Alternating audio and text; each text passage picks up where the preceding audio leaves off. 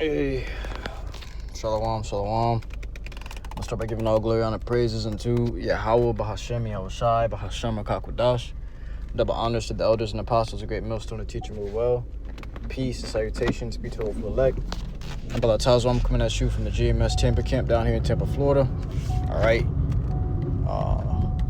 This lesson's got to be going into, I could say it's a part 2 from yesterday, but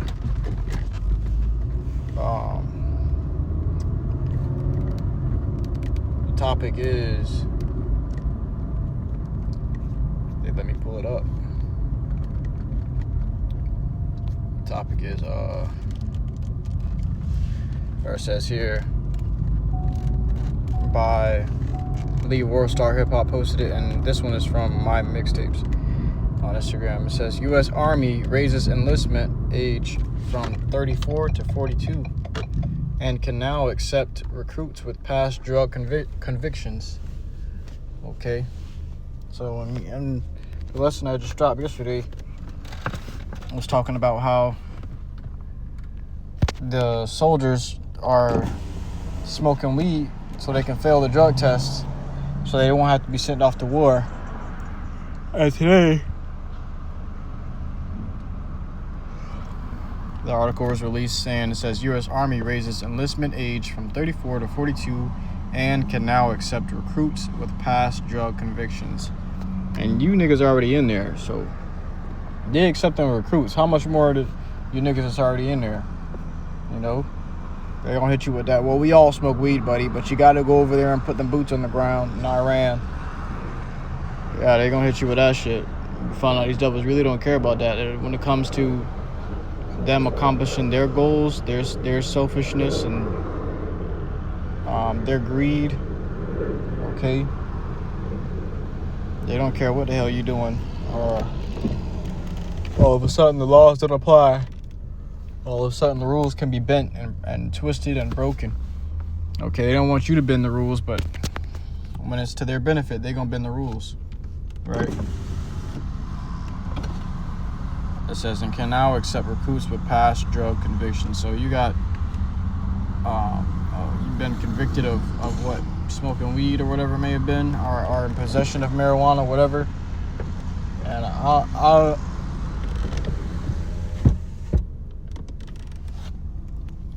from the last post I seen, it was just weed, but let's look it up and see if there's more.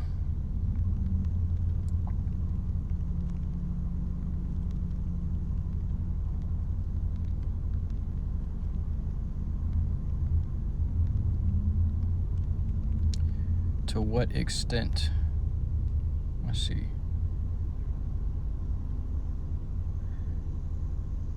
It says, as of March 2026, the U.S. Army has significantly relaxed its enlistment rules, allowing recruits with certain past drug convictions to join without needing a waiver. This shift is part of a broader effort to address years of missed recruiting goals and to modernize eligibility requirements to reflect changing societal views on cannabis.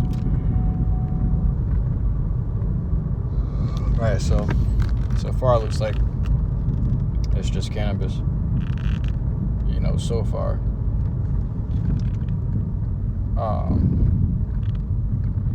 No waiver, it says no waiver. Oh, it rephrased my questions. To what extent drug convictions are allowed as of March 2026? It says no waiver required.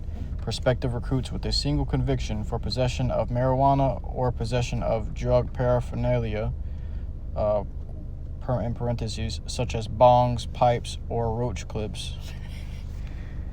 They said the word, man. It says,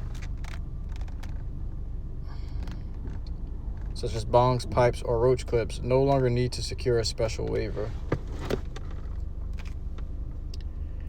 Removal of penalty barriers. Previously, such convictions required a waiver from the Pentagon and 24-month wait to enlist. Whew.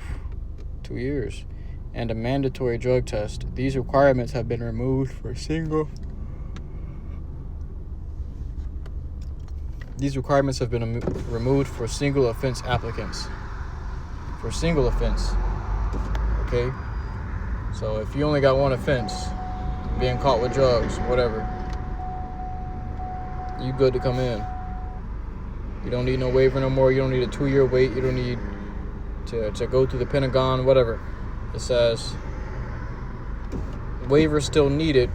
It says applicants with more than one conviction or those with a pattern of convictions or behavior will still require a waiver.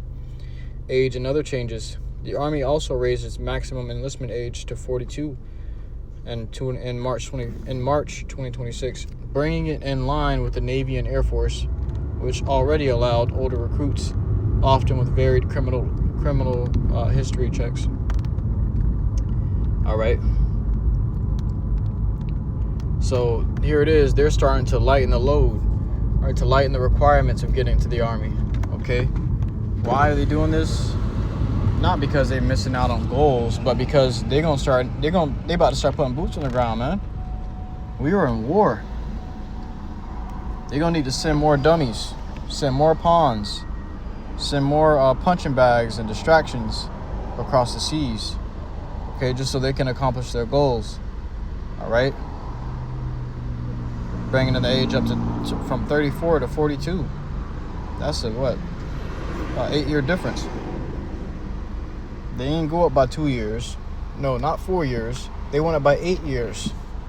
Okay, you 42 years old. Your ass can get in here and hold a gun. You can still get out there on the battlefield. Yeah, your ankles might be aching. Your kneecap, your joints might be hurting. Your back might be fucked. But you still gonna get out there and put them boots on the ground and go out there and shoot for them Epstein files, man. All right. Let's grab it. All right, because this is not.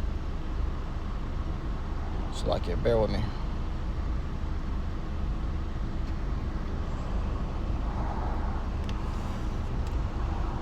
Don't get this misconstrued, man. This is not for. They ain't passed these laws for new recruits, man. Nobody wants to join the fucking Army right now. Okay? And the people that are in the Army don't even want to be in the Army anymore because of the wars that they're being forced to fight.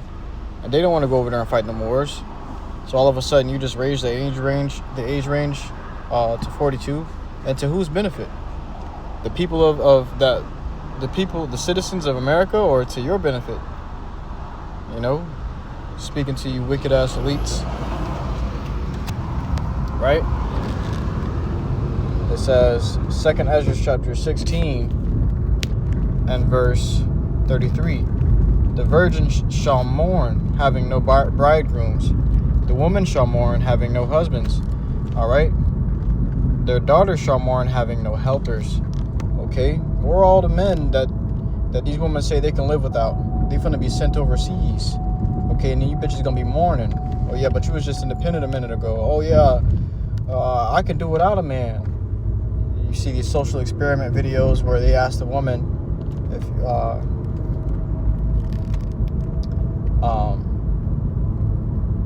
would you rather live on a planet with all women or some shit like that, or you know, would you like to live on a planet with all women? All right, and these women, yeah, of course. Men are trouble. Men are just problems. You fucking lying. You bitches go out and doll your face up, cake your face up with makeup, and do the most. Okay, putting all these expensive perfumes and clothes and designer. Okay, going out to the club every weekend just to look for a man. All right, just so another man can go up in you. All right, because you want approval from a man. You don't want approval from another woman. You want approval from a man. Okay.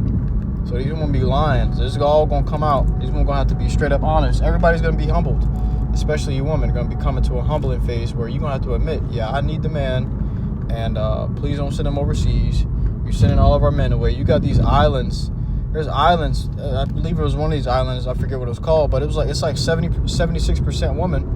Okay, the men all going off to work, or going into, you know, they go into the bigger country because they got to go work. All right. Or it's just little boys that ain't ready. These women over there are offering. You fly a plane over there and just happen to end up on that island. These women are gonna try to chase you. These women are gonna chase you in the streets, okay, and try to get you to marry them. All right, because they want a man. They need a man. These women are looking for men, and that's what's gonna be over here in America. All right, the woman over there ain't prideful. They ain't over there fighting over one man. Nah, you can have as many wives as you want. Just make sure you know you're gonna be my husband too. All right, and that's what these women are gonna come to. These women are gonna start to realize what their natural use is.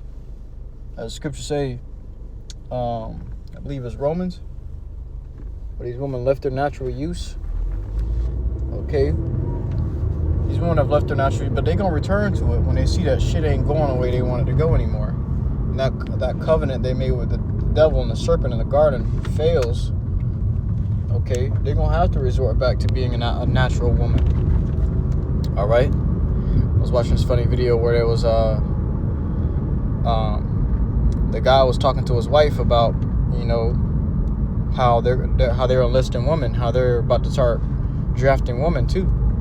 And then she changed into a housemaid's clothing. Okay, but then he starts talking about women's liberty, and she'll change into a suit. But they just kept going back and forth between the subjects. She just kept changing clothes to fit into where whatever the world directed her to, and that's what women do. Okay, they just like roaches. They gonna adapt. They're survivalists. The virgins shall mourn, having no bridegrooms. The women shall mourn, having no husbands. Their daughters shall mourn, having no helpers. In the wars shall the bridegrooms be destroyed. All right, all these men walk around here, macho man, the biggest Cuban link, pants hanging down to the floor. Oh, the nicest Hellcat. Oh, you at every car meet. Okay, you got this XYZ amount of followers. Who cares? All that shit gonna die with you over there across the seas, man. Okay. What scripture say? A dog is better than a dog is better than a dead lion. Okay, because look how mighty the lion is. Okay, he's so high and mighty. Okay, he's on a different level, right? And he's the king of the jungle. Okay, but a dog is better than a dead lion, man. Okay, a dog is nothing compared to a lion. But when that lion's dead, shit, that dog is on top. Okay, and what's that saying? The underdog will always come out on top. The men of the Lord are the underdogs. Okay, and they always gonna come out on top. All them lions you bitches looking for, that shit gonna be dead. Okay, you about to see the real lions. Okay, the true lions that's been hidden this whole time, which are true men. These are men of the Lord, man. Okay, while we wait upon a lion of Judah to appear. Okay, you ain't gonna see nothing but true men, true lions on the earth. And that's all that's gonna be left. And when you women start clinging to the men of the Lord, you're gonna see, oh shit, this is what a real man was like. Oh man, these other men were bitches. You women that have husbands that's gonna die in the wars, you're gonna cling to a man of the Lord. You're gonna realize, man, my husband was a bitch compared to this man. This man is hardcore. This is what a man really is. This is a natural man, okay? And you woman gonna turn into a natural woman again. All right? Leading up to the kingdom. It says, in the wars shall the bridegrooms be destroyed, and their husbands shall perish of famine. So they either gonna die of starving out, or they gonna die over there from putting boots on the ground in wars that they didn't even want to fight. Okay? These men got families to come home to. Yet they fighting to defend pedophiles. This is what happens when you trust in oppression. Okay? What else can you do? Right? This is 2nd Ezra. I believe actually it's Ezekiel, Slovakia.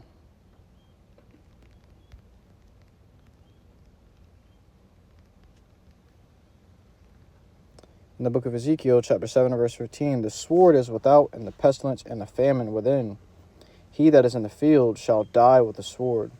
What's the field? The battlefield, the war grounds. You out there on the field fighting for your country, the country that does not even serve you, okay? But it's while you over there across seas, fucking fighting for your life, they got your children in fucking FEMA camps, and they touching all over them, man. Okay, and these are the same guys you across the seas dying for. Understand how foolish your decisions are in the time we're in today, man. He that is in the field shall die with the sword, and he that is in the city, famine and pestilence shall devour him. So if you're gonna feel you're gonna die clutching on that gun. All right, wishing that you could talk to your family one last time, calling on your mama. All right, this is war, man. I was watching a video the other day where there was this Israeli versus this Iranian, or maybe it was a Ukrainian versus a Russian, but somebody over there was fighting in the motherfucking war, man. Okay, I can't tell you how recent it was because there's a lot of propaganda going out, but it was a video of two men going head to head at each other in a war, and they got into a physical combat where they got into close quarters with each other, and the guy was hiding around the corner, and he came around the corner, and the guy shot but missed. He knocked his gun out of his hand, and they ended up fighting, and they ended up getting into a knife fight.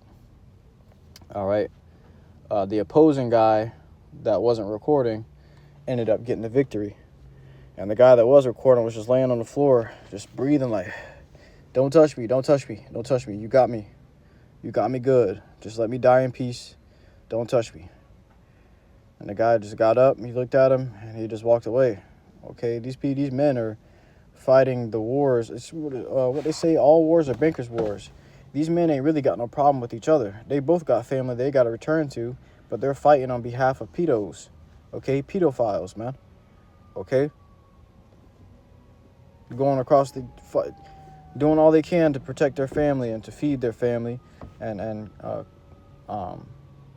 keep up their living or make a living to maintain their household. All right, but they're across the world and the land that they know not. All right, fighting strangers. Okay, fighting for your life to kill another stranger, which won't make a difference in anything, by the way. The ground war is pointless now. As the scriptures say, this one shall be fought with burning and fuel of fire. It's futile to send ground troops across the seas. You sending ground troops, all that's doing is just using men or soldiers as leverage at this point. Oh, I'm gonna send ground troops in there, using them as decoys or whatever, or threats.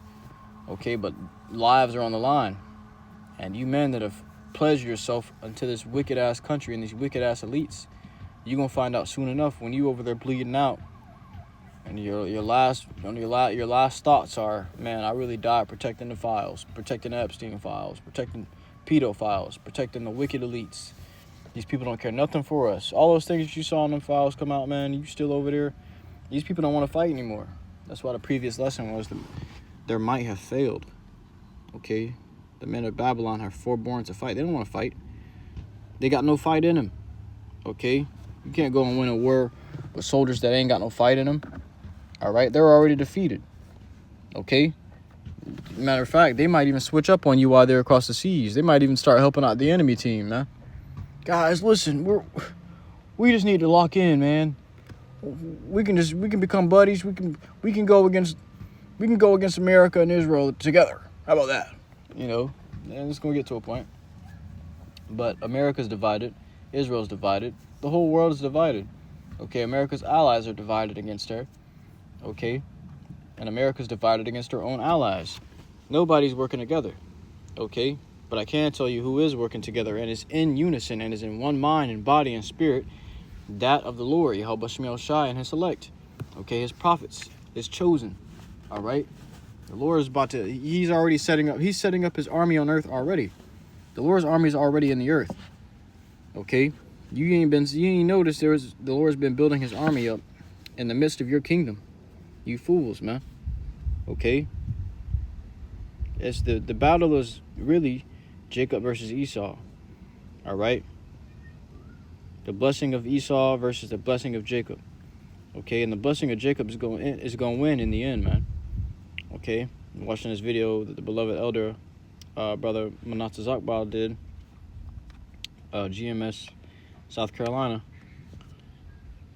and it was about Project Looking Glass, and the woman kept saying light wins. Okay, basically saying light is gonna win in the end. Light always wins. She kept saying it, which is the truth. Okay, because that Project Looking Glass is going into how these devils were trying to find different possibilities and different timelines where they can continue to thrive as a kingdom. Okay, But all their different possibilities and outcomes led to one outcome, which was the Lord's will, which was them being exposed for the wicked they truly are and being destroyed. Okay, and they started panicking. All right, it said everything after 2012 will be out of their control. All right, and really they had no control from the jump. They just had liberty to do what the fuck they wanted to, but their end is written down already, and it's already taken place. All right, that's why they kept saying shit like, "Oh, the end of the world is in 2012." No, that's the end of their world. That's the end of their ability to choose what they want to do. All right, now they have been coerced into doing things that they don't want to do. All right, Trump being blackmailed. Okay, what they say, your president, your government has been compromised. All right, really Israel running this shit. Okay, the situation is going to deteriorate more and more. It says, the sword is without, and the pestilence and the famine is within. So there's war outside of the city, and in the city is pestilence and famine. You want to go out and escape, to try to escape the city, find something else better to do, you're gonna die from the sword. You want to stay in the city and try to thrive and survive with your family, you're gonna die of famine and pestilence. Okay, there's gonna be so many dead bodies in the streets. Okay, so much feces and urine and blood, death and disease gonna be springing up from these dead bodies, man. Nobody gonna be burying these bodies or cleaning up the streets or cutting the grass or cleaning the blood off of the road, picking up the dead bodies. All that shit's gonna cease. Nobody getting paid to do these things. Nobody gonna be eating to do these things. So why do it? You know, people just gonna be thrown out in the streets like nothing. And the pestilence and the famine within. He that is in the field shall die with the sword, and he that is in the city, famine and pestilence shall devour him. But they that escape of them shall escape. It says, but they that escape of them shall escape. So those that escape of that sword and that pestilence and famine is going to escape. All right, it says, and shall be on the mountains like doves of the valleys, all of them mourning, every one for his iniquity. So what? The Lord's elect gonna be repenting in a repentant spirit, praying to the Lord for mercy, salvation, forgiveness. All right, in the right spirit, and the Lord, Scripture say they're gonna escape because the Lord is gonna lead them to that path of escape. You ain't gonna be able to just find the pathway of escape. Scripture says it's gonna be like a time, gonna be like a bear chased a man. You fled from a bear and a lion met you, or you went and leaned your hand on the wall and a serpent bit you. All right, it's gonna be an impossible feat to flee or try to survive in the times you're coming into. You're gonna need the Lord. All right. But with that, I hope that truly this lesson was edifying to you. I cannot watch for listening to the sincerity.